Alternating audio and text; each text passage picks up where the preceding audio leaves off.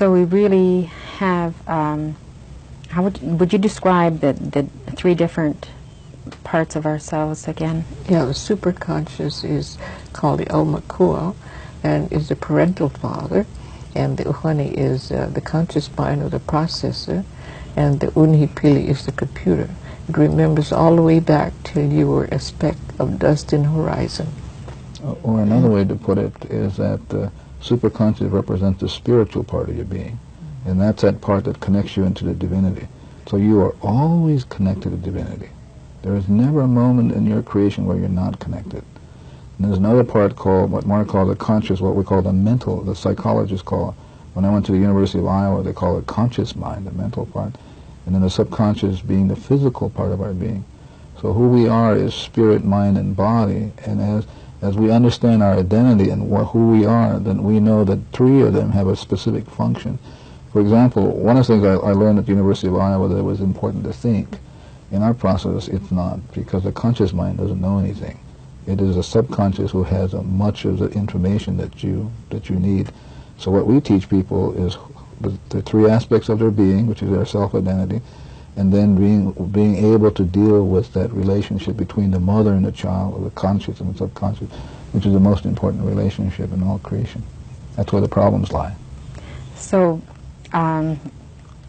thinking through what has gone on through the process of us growing as human beings, we've learned through the educational system and the importance of how we develop ourselves. We have really tuned in more to what's going on right now, in the intelligent portion of ourselves. And we've left behind the development of the other two selves. What has happened is that we no longer come as children. That we come with all of our intellect, but our intellect is not sufficient to really handle the problem. So, for example, in the area of schizophrenia, we have a lot of research on mental illness, but when you really look at our track record, with all the information we have, people don't get well who have that problem. They must be managed with drugs or with behavior mod. But the process that we're teaching, you're actually going to the cause and not having to deal with the behavior.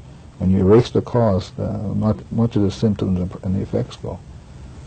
So it's, in understanding it, it's like a child being born within each one of us as we learn this, and it's developing that that child. So we've come full circle. It's actually developing a loving relationship with yourself, between the conscious and the subconscious, the mother and the child. That is the most important relationship.